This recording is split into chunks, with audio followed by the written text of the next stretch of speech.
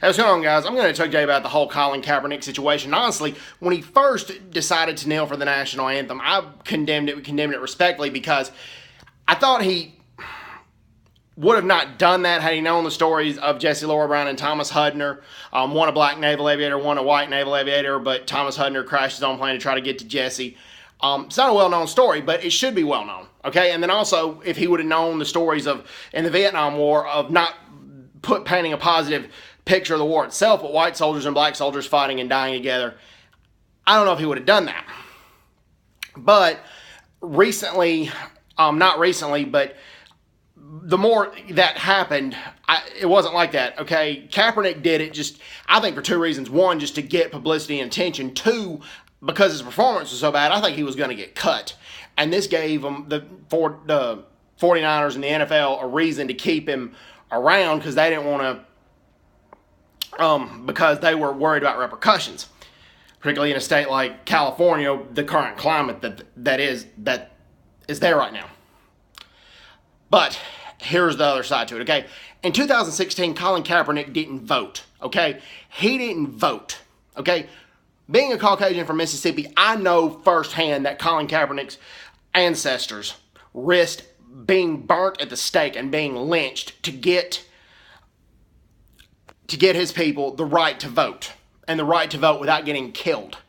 And he didn't exercise that right, okay? And Stephen A. Smith noted that about Kaepernick, that Kaepernick didn't vote. Okay, Kaepernick didn't vote. And he was vocal about not voting. And Kaepernick wants to make a change. He wants to make a difference. He wants to address the inequalities on race in this country, but he didn't even vote, okay?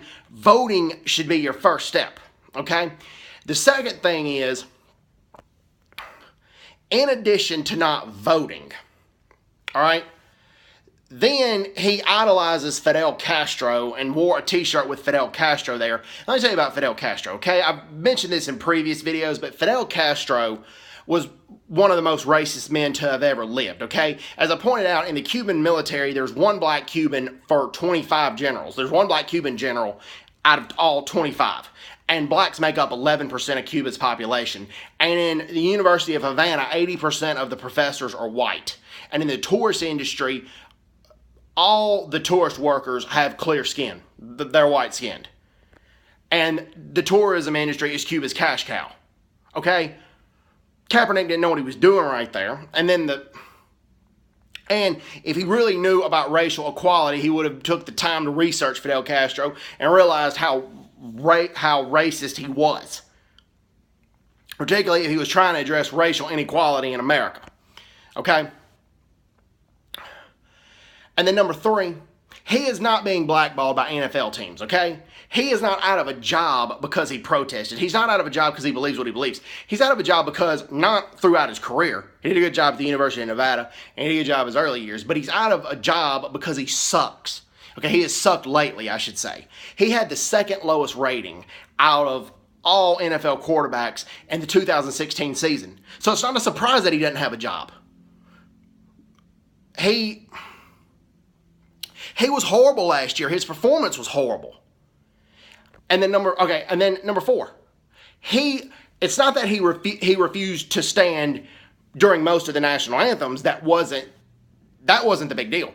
What was the big deal that ticked a lot of people off is that when he went to play the Bears at Soldier Field, a lot of military veterans begged Kaepernick to stand during the national anthem at Soldier Field, because Soldier Field is in honor and name of the soldiers who fought and died for this country and fought and died for him to have the right to kneel during the national anthem.